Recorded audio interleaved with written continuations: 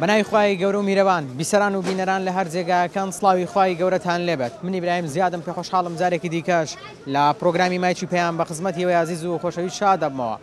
یەکێ لەو سیما جوانانەی کە مرۆڤ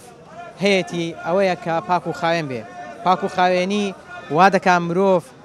دڵی خۆش بێ، ئاسوودە بێ. ئێمە کاتێک کە دەبینین کەسێک پاک و خاوێنە بۆنی خۆشە لە لای ئێمە سەرنجڕاکێشە.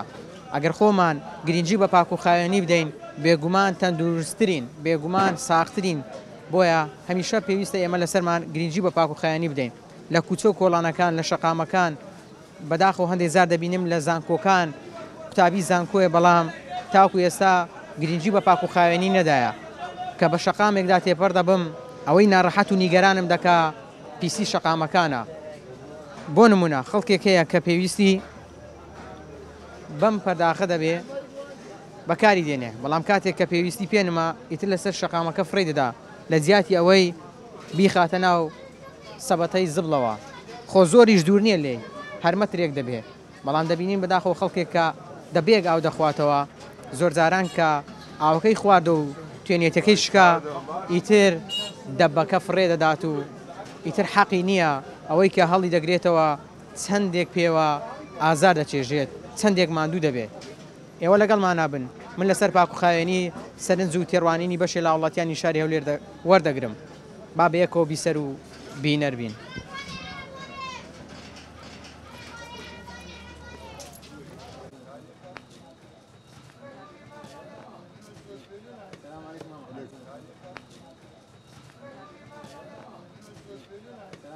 ئەمڕۆ باسی پاک و خاوێنی دەکەم. پاک و خاوێنی چەندە گرینگە بۆ ئێمەی مرۆڤ بە تایبەتی ئێمەی مسلمان. خۆی پاک و خاوێنی پێغەمبەر صلی الله علیه و سلم دەفەرمی الطهور شطر الإيمان. پاک و خاوێنی بەشەکە لە ئیمان. ئیمانی چەند بەشەکە، یعنی هەر نەک یعنی گرنگجیدان بە لەشی خۆت، بە ماڵی خۆت، بە منداڵی خۆت، بە ئیشکردنەکەت ئەوزە ئیشی لێ دەکەی. یعنی ئێستامە لێرەینە ئەگەر کاڵەکانمان خاوێن بی، جوان بی، ڕێکوپێک بی، عەرزی هەبیتن، سەرنجڕاکی شەرە لە بۆ مشتری. یعنی مشتریەکان زۆر بە جوانی دێن شتەکان دەبیتن و یعنی هەم ئیستیفادەشی لۆمەش دەبی هەم لەوانیش سەرنجڕاکی شەرە. زۆر باشە. کەواتە ڕێکخستنی ناو دوکانەکەی خۆت و پاکڕاگرتنی کاڵاکانت کاریگەری لەسەر کڕین و فرۆشتنی شت هەیە. تەبعاً هەموو شتێک وایە. ئێستا تۆ ئەگەر بە خۆت یعنی ڕێکوپێک بی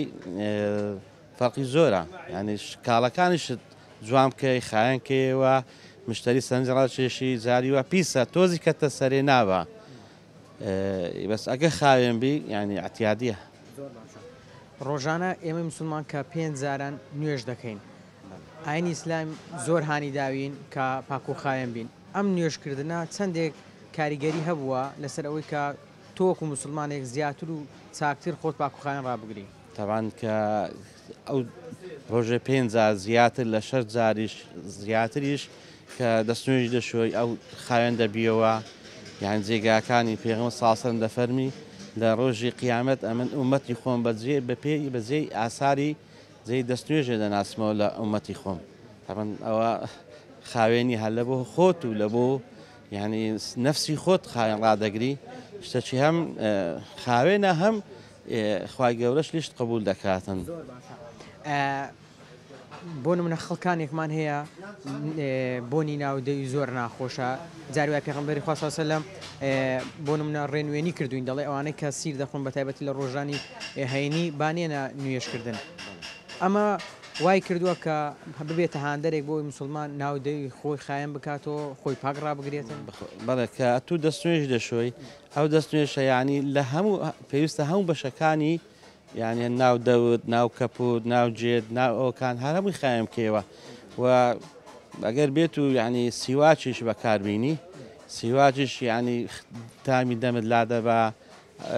تامەچی خۆشی لێ دێتن لە بۆ ددانت باشە لە بۆ وەکو سونەتەکی پێغەمبەریشە صلی الله علیه و سلم کە دەفەرمی السواك مستحب في كل حال. ئەوکە شەرحەکە ئەو هەیە. هەڕێک لەسەر ئەمە پێغەمبەر خوا صلی الله علیه و سلم دەفەرمێ ئەوەندە پێم گوتراوە کە سیواک بکەن، یعنی ترسم هەبوو کە فەرز بکرێتن. طبعا کە پێغەمبەر صلی الله علیه و سلم دەفەرمی لولا أن أشق على أمتي لأمرتهم مع كل صلاة بالسواك يعني كأجل لسر أمتهم دفرمي قرص نبع وجران نبع أمن أمرم دكر لهمو فرزة كان سواكي بكار بينن سواك نقل لكاتي نيجي لو كاتي يعني دوشت بوني ليدي يعني لو كاتي كالخي هردستي تعين بونت ناخوش بوا أو كاتش هر بيوسته يعني هم كاتك بكار بيني داود خوش بي يعني دسيو ماري بشيوشي جوان ريكو بيك ونيا هر إيرانية يعني كأتول لماري باك خاين وليش باك خايني جستت خاين بي زلكت خاين بي حق ناود دلو درونيشت باكي ولا ربكي لا إيمان ولا تقوى نكر بأول چەندی پاک و خاوێن بی تەندروستترە و باشترە ئادێکوە جگەل لە دوکانەکەی خۆت وەکو خۆت چەندە گرنگی بە پاک و خایەنی دەدەین والله لە هەموو شتێک دەبی گرنگی پێ بدە لە بۆ جسمی خۆت لەوە هەموو شتێکی زۆر باشە نوێژەکان کاریگەری هەبوو لەسەرەوەی کە پاک و خایەن بی ئەی چۆن نێش باشترین شتە لەو خاوێن بێ ئەت پێنج ڕۆژی 5,000 دەست نوێژ دەشوێ دەست دەشوێت لە ماڵەوەش هەر گرنگی بە پاک و خایەنی دەدەین ئەوەی بسلمان بی چۆن منداڵەکانی خۆت ڕادینی کە پاک و خایەن بن کوچە و کۆڵان و شەقامەکان پیس نەکەن کە لە قوتابخانەن قوتابخانەکەی خۆیان پیس نەکەن ئەوە لە قوتابخانە پێیان دەرێن ئەوها بکەن وها بکەن تاسیری هەیە ئەوەندەی بەجێ مامۆستای دەکەن لە مارێەوەندا زیاتر ئەوە ناکەن عنی جا کەواتە کە بە قسەی مامۆستا دەکەن لە ماڵەوەش خاوێنن تاوان ئارێوە لە خاوێن ئێمە کە نوێژەکان دەکەین نوێژەکان لەسەر مام فەرزە چەندێک ئەو نوێژانەوەی کردو ئێمە پاک و خایەن بین وڵات زۆر هەر لەوە نوێژنێ بەر گڕوو دەبی لەبە نوێژێ نەبی گڕوو دەبی دەزانین ڕۆژانە تو 5,000 دەموچات بشۆ 5,000 دەستە پشت ئانیش کرد بشۆ لاقت دەشۆی هەدی پاک و خایەنی لە چۆیست کە جمعانیش دەچینە مزگەفتێ دەبی خۆمان پاک و خایەن ڕابگرین خۆمان بشۆین وایە بەرێ گرنگی دەبی بە خۆت بدەی ڕۆژ جمعە لەبەر ئەوەی ئەو چەندی چەند چەند پێشت پشتت دەبی بوونت خۆش بێ خۆشوشت بی دلگو بەرکەش خاوێن بە خاوێنی بچێ مزگەفتی لەوەی خوا لێت ڕازی بێ نە پێشی عەب دەکەی چەندێک ئەو بۆنی خۆش و خۆ ڕازانەوە و پاک ڕاگرتن دڵت خۆش دەکات وڵات زۆر زۆر زۆر واز دەکەم تا مرتاح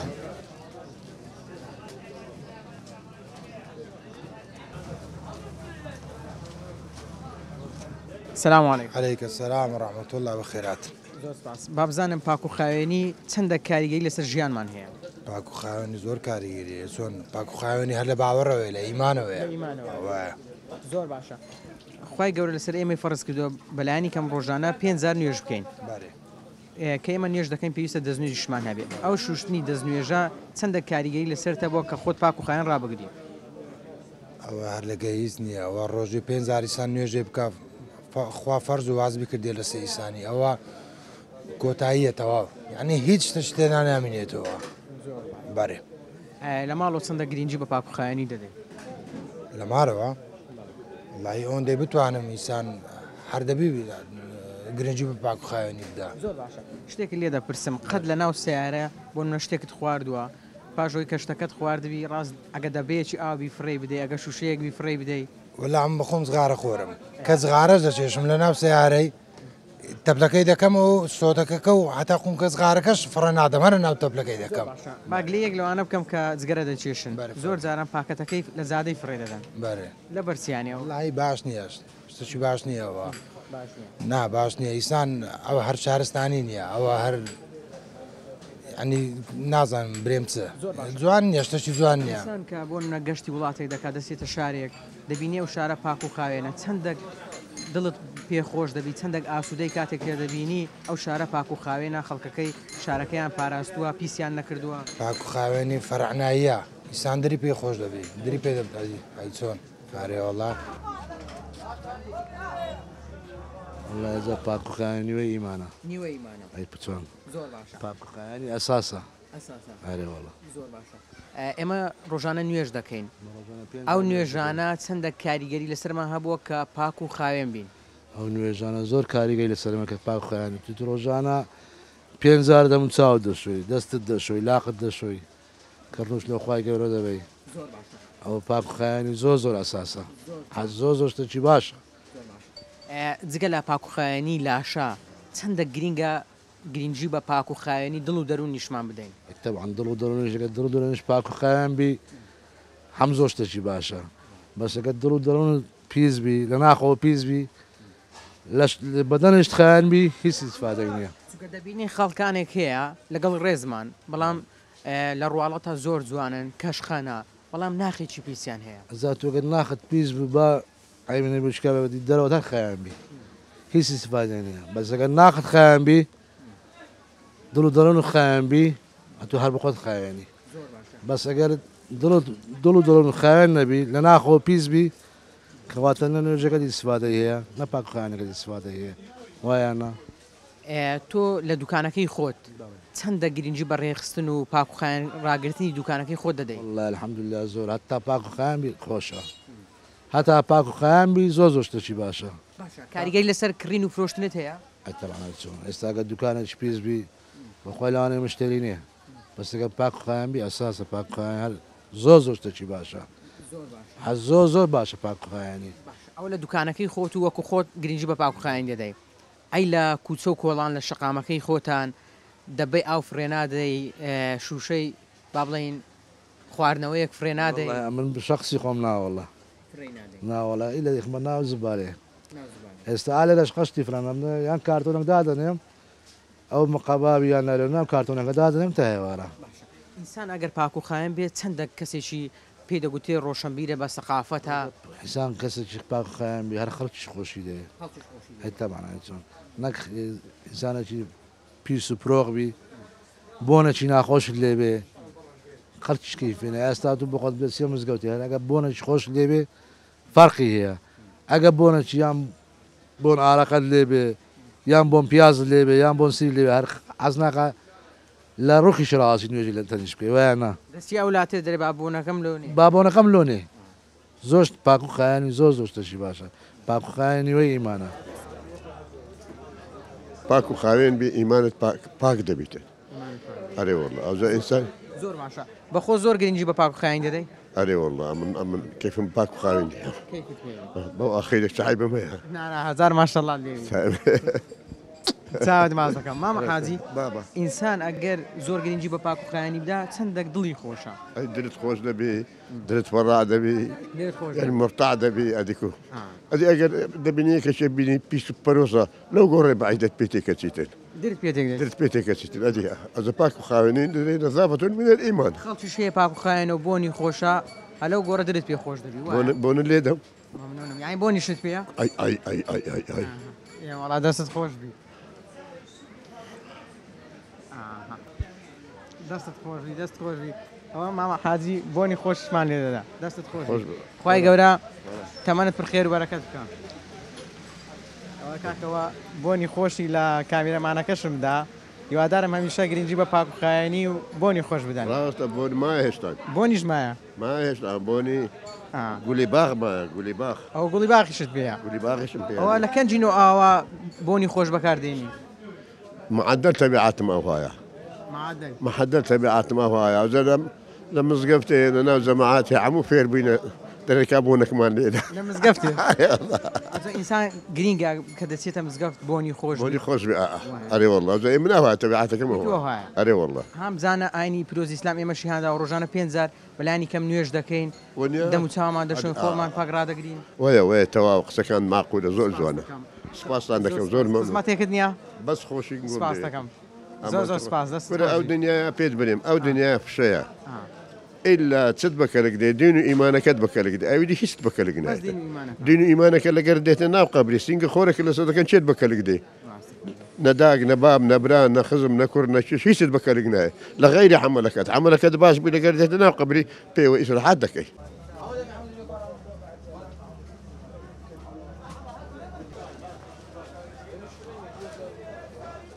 تەواوی مەڵەستە ئێمە هەموو پێویستە کردنی ئیسلام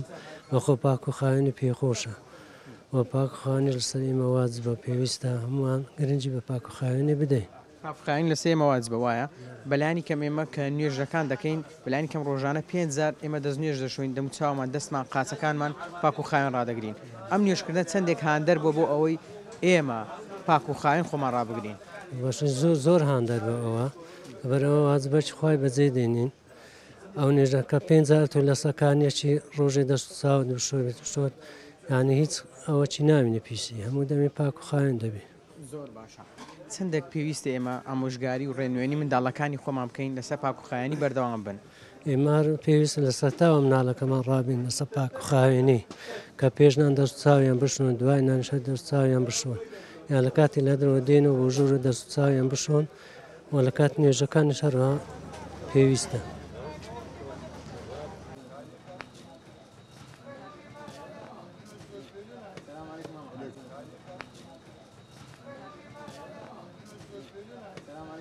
والله پاکوخاوین طبعا لدين اسلام هاتيا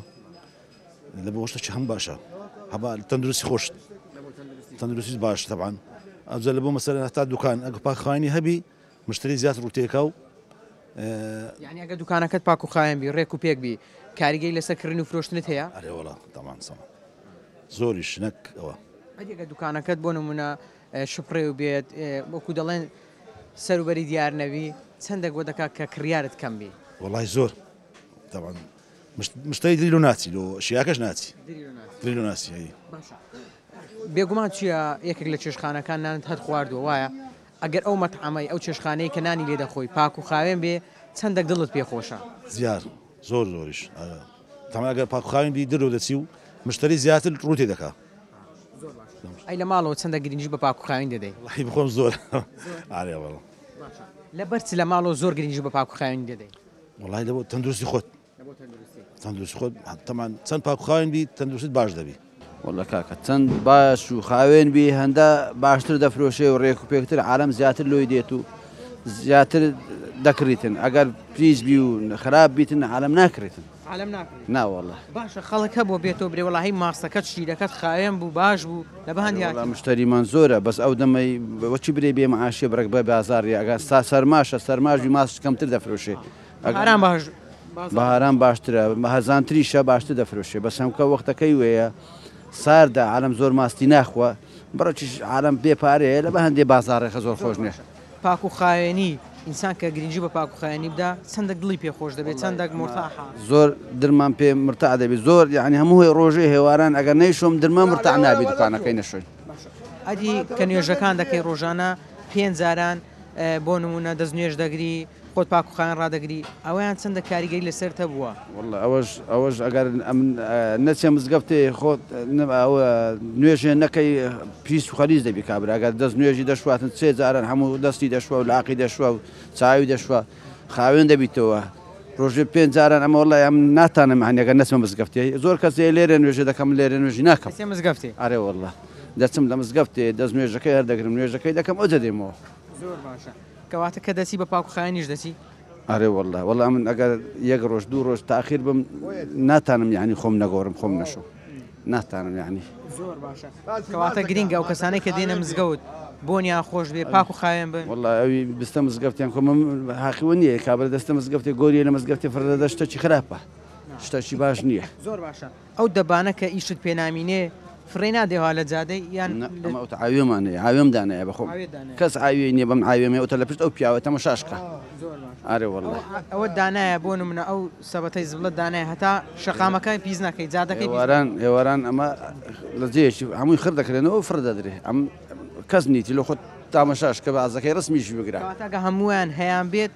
پاکتر دەبێت ئەگە بەجێ من بە قسەی من بیوەچی مەسەلەی منتیقەکان کە حەقوێ هەرجەیەک ئاوێکی لۆ دابنێن کابرا فرە نەداتن لێرە فرەدا ئەم پێم ناخۆشە زۆر ئەو پیاوە لەگەرمدایە هەموو هێواران خاوێن دەکەینەوە هەموو هێواران ئەگەر نەگەم کو ئەگەن هەدەیشون دوکانەکەی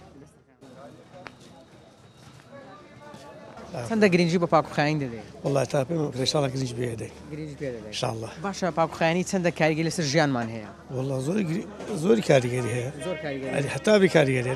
باشە مرۆڤێک کە پاکوخاوین بێ کە بۆنی خۆش بێ چەندێک دڵت پێی خۆش هەچەندی بدڵ پێ خۆشە فەرق زۆرە کابراکە لەو ڕگۆڕە بێ شڕ و پیس و شەبڕێبی کابراش لەولا ڕابێ بە دەستنوێژ و خایانی جوان بڕێک بێک بێ تاپانە لە دوورە کابرا خان بام لە دوڕادی پێ دەکەن لە دوڕە خۆش دێ هەریڵە لە خۆش دێ لەسەر خۆشویستنی کەسەکەش بەزی دێڵێ لەسەر کەسەکەی بەجێ لەسەر حالەمێش بەسەر دێ ینی لەسەر هەموو خەڵکی بەزێ دێ زۆر باشە ئێمە ڕۆژانە لەسەرمان فەرزە کە 5,000 نوێژ بکەین نوێژەکانیش پێویستە دەست نوێژمان هەبێ ئەو دەژنوێژ شوشتنانە چەندە کاریگەری هەبوو لەسەرەوەیوە لەسەر ئەوەی ئێمە وەکو تاکێک خۆمان پاکوخایان ڕابگرین وەڵە خاکە تاسیز زۆرە بەێمەتاکل لە بەرەوەی انسانەکە دەست نوێژ هەبوو کەلەمارە هاتە دەست نوێژ هەبوو هەم ینی لە ڕووی هەموو شتەکە و پارێزگای لە خۆی دەکات عادی تەبانەری کابراکە بە دەست نوێژی بکابێ لەو بازاڕی بە کەیفی خۆی چاولێ بژێڕی چاولێ بژێڕی مەشای نامۆچی خەرجی کە ینی ئەنوا تاسیری هەیە ئینسان دەبێت دڵ و دەرونیشی پاکوخایان ڕابگرین ئەدی هەموو شتێک بە دڵەوەیە خۆی گەورتم شەر لە کار دەکات شای قەلبی من ناکە بزانێ کۆمەکۆنیمە بۆچی کە دێ دەرێ لە ماڵ دەست نوێژ دەشۆی والله لە بە هەموو شتێکی پێویستە لەبەرەوە یەکەم توشکە هاتێ دەرێ لە ماڵێ دەست نوێژ هەبوو یەکەم توشکە خۆی گەورە ڕوحەکە لێوە گرتیەوە کاتوو دەست نوێژەکەت هەیە پێی تەئمینی لە مرد دەکات دوایش ینی لە زۆر شتی دەجێڕەوە زۆر باشە ئەی لە ماڵ و چەندە گڕێنوێنی منداڵەکانت دەکەی لەسەروی پاکوخایان بن والله زۆر ئەرێوەڵە زۆر باشە پێویستە ئێمە کوچە کۆڵانەکانمان شەقامەکانمان پاکوخایان ڕابگرین لە ناو سیارە دەبێ ئاو شوشە فرێ نادەی شوشەی خواردنەوە والله کارشی ناشێرنە زان لە چ کاتەشی ینی نەپدەڕی ئەوەی قسەی دەکەم جاری وایە کە بیبسی قولی دەخۆی قودەکەی دەبە شوێنە وەڵام قودەکە دەم کابراەک لە گۆڕی زۆر جار ئەمە خەڵکی لای کۆێنە دەڕۆینەوە لەو جارەی دەم فرێ دەم خەڵک دەوێت دادی ئیسپارە لێ کاری دەکەێتەوە تەنها لە بەهەندێکە ناو زیاتر نە پێمان وایە فرێنەدانی باشترە ژینگەمان دەپارێزین دیڵایش بوونیەتی فرێدەم ها ئەگە فرێنێ دەی باشتە ئێمە کاتێک دەبینین شارێک کە پاک و خاوێنە کە بوون وڵاتێک دەبینین بە پاکوخایانی ئەو شاری خۆیان ڕاگرتووە شارەکانی خۆیان ڕاگرتووە چەندێک ئەوانە وە دەکات کە ئێمە خۆشەویستیمان بۆ شارە هەبێت زۆر کاکە زۆر دڵمان پێی خۆش دەبی وڵاتی خۆشمانکە خامی سندڵ بێ خۆش دەبی عادی کوارێوەڵە ئەوی پاکخاوێنی بدینیش زعیفە ئەو تا شای زێم ئێمە خەی خۆم خەم خایان دەکەمەوە خایان دەکەوە هەموو ڕۆژش هەموو ڕۆژ ئەرێ وەڵ هەموو ڕۆژ تەنە کەس بیشمێ نازوی دادێم ئەوە داناوە ئەوەی کە پاشماوەکان لێ پاشماوە لێدارم بێ زۆر باشە کەواتە ئێمە گەر شەقامەکان پیس بکەین کوچە کۆڵانەکان پیس بکەین خەڵکانێک خڕی دەکەنەوە ئێمە ماندویان دەکەین ئازاریان دەدەین خۆی هەموو شتێک عادی حکومەتی هەر کە پێش خۆی خایە کاتەوە حکومەت ئاخی چێخۆلار یەک نەفەر دوکان بخایەن کاتەوە ئەگە ئەو هابی هەر کەسە و کارمەندەچی لە بۆ دابدرێ شتوانە بۆ هیچ وڵاتەچی هەر کە لە بەرامبەر خۆی خایەن بی باشە چەندە گرینگە ئێمە پێشدەرکەکانمان ناوماڵمان پاکوخایان ڕاو ئەی پاکوخایمی لە بازای پاکخێنەمارش پاکخێنە لە بازارش پاکخێنە ئەگەر کارەماری پیس لە خوا لێژە پیسە باشە بۆچی هەندێکن کاتێک کە ئاوێک دەخۆنەوە دەبەکەی فرێ دەدەن هەمووی نامەسئولێتیەوە وڵاتی خۆ پێ دەکات خۆ کەس نەت پێ نییە دەبی وڵات خۆت خایەن داگری شتێکت خۆت نەوتنە کەس بێ لێ دادێن بە جوان احترام قافەتە کە خەڵک دەبینیت دەبەیەک فرێ دەدا کلێنکسێک فرێ دەدا چەندێک ئەو دیمەنانە بێزارت دەکات زۆر بێزارکەرەوە بە خۆی لە قیمەتی پیاوەکە دەخوارێ لە قیمەت خۆی کابراگەی بڕک مستەقەوی بڕک ئیمانی ئەوی بی ناوێ فرێ نادا فرێ معقول نییە شتوان طبعا ئەی کاتێک کە کەسێک دەبینی پاک و خاوێنە جلوبەرگێکی ڕێک و پێچی لەبەرە بۆنی خۆشە چەندێکم دیمەنە دڵت خۆش دەکات بەش حلوەیە خۆی سنەتشە کە بچێ مزگەفتێش بۆ لەش لە خۆدەی بۆن خایبی بەشمەک پیسی نەستێ مزگەفتێ زۆر باشە لەگەڵ ئەوەی کە خۆمان پاک و خاوێن ڕابگرین چەندێک پێویستیشە دڵ و دەروون نیشمان پاک و خاوێن بێ خۆی ئەساسە دەروش ئەساس ئێستا دەری ساوی دڵقی شیرەندەی بەرامبەر جیران بەرامبەر کەست لەش کابراش نەرم بی نەگە هەر سوجار بچی ئەگەر گوناحێک بکەی نقطەیەکی ڕەش لەسەر دڵمان لێ دەدرێت یان بۆ نمونەکە ئێمە گوناحەکان دەکەین ئەو نقطە ڕەشانە زۆر دەبێت بەڵام کە بە زکریکردنی خوای گەورە و بەجێبەجێکردنی فەرمانەکانی خوای گەورە ئیتر ئەو دڵا پاک و خایەن دەبێتەوە کە غەیبەتی کەسمان نەکرد کە بوختانمان بە کەس دانەکرد هەر گوناحش پێی زک پێ دەبێت زکرە چکەی خوا لای دەبە ئەوە فەزلی خوای گەورەیە والله لو باكو خير انت هي نظافة من الإيمان واتە ئەو فەرمودەیە کاریگەری لەسەرتە بۆ کە خۆت پاک و خاوێن ڕابگری. وەڵڵا ئینسان هەموو سەر لەسەرێتی گەرە پاک و خاوێن بێت بۆ دینی بۆ خۆی و بۆ زۆر باشە. چەندێک پێویستە دڵ و دەروونمان ناخیشمان پاک و خاوێن بێت. گرەوە بێت نابێسان لە دڵی ئێمەڵی کینە لە دڵ نابێتین لە دڵ بیت دڵت فراوان بێت بۆ بەرامبەرت و بۆ هەموو کەسێک. نوێژەکان چەندێک کاریگەری هەبوو لەسەر ئەوەی خۆت پاک و خاوێن ڕابگری کە دەچی بۆ مزگەوت کە دەچی بۆ شوێنێک. نوێژ نعمەتە کاکە نوێژ ئەگەر پاک و خاوێن نەبی نوێژ قیمەتی نییە گەرە هەردووی ڕەبڵی بە یەکەوە.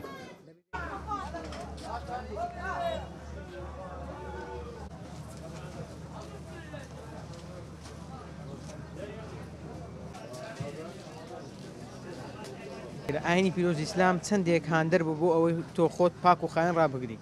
دين هر بخوي يعني خاونة دين هر حل خوي خاونة النظافة من الإيمان. أي عم تمام. زۆر باشە. نوێژەکان چەندێک کاریگەری هەبووە بۆ کە ڕۆژانە نوێژەکان بکەیت بەلایانی کەم دەبێت 5,000 نوێژ بکەیت نوێژەکان فەرزن. هەرچی نوێژی بکە عن هەران ئیپۆختە و خاونە هەر کەسەژی نوێژ. ئەی چۆ چەندێک باشە چەندێک گرینگە ئێمە شەقامەکانی خۆمان هەموو شتێکی باش. شەقامەکان پاک ڕادەگری. ئەی چۆ دەبەی فرێ نادەی؟ نەخێر. باش.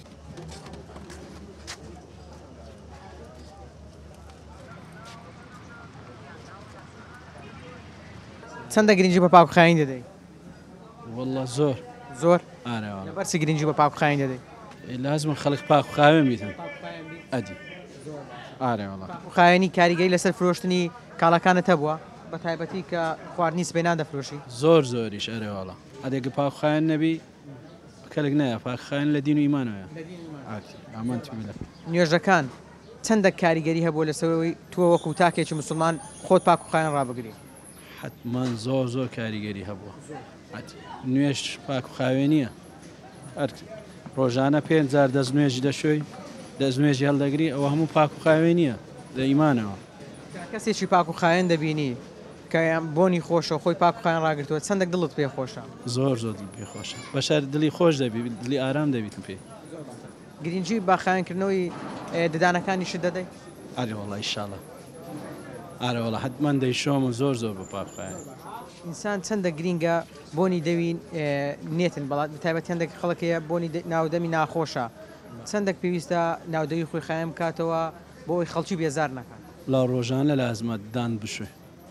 ئەتی حتمان ئەوەی جغەر چێژبی ئەوان بوان ناخۆشە.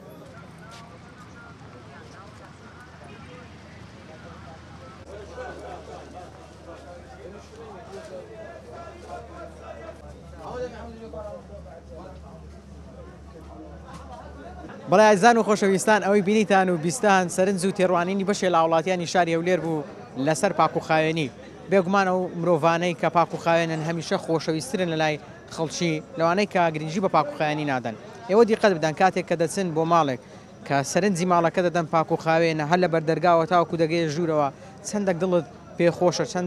چەندە مرتاحی کە دەچی ئەو ماڵە دەبینی هەموو پاک و خاوێنن کە لە دوکانێک شت دەکڕی کاڵایەک دەکڕی ئەو دوکانەگە پاک و خاوێن بێ ڕێک و پێک بێ زیاتر سەرنجت ڕادەچێشێ بەڵام ئەگەر ببینی دوکانەکە ڕێک و پێک نییە پاک و خاوێن نییە بێگومان جاری داهاتوو ناچیەوە دوکانە. ئینسان کە بۆ نمونە ئێمەی مسلمان کە دەچین بۆ مزگەوت پێویستە بە پاک و خاوێنی بە بۆنی خۆشەوە بچین چونکە ئەو کەسانەی کە پاک و خاوێنن زیاتر خۆشەویسترن و پاک و خاوێنی لە ئیمانەوەیە. پێغەمبەری خوا صلی الله علیه و سلم دەفەرمێ النظافة من الإيمان. بۆیە ئێمە پێویستە هەموومان گرنگی بە پاک و خاوێنی بدەین تا پرۆگرامێکی دیکە بەخوای گەورەتان دەسپێرم خواتان لەگەڵ.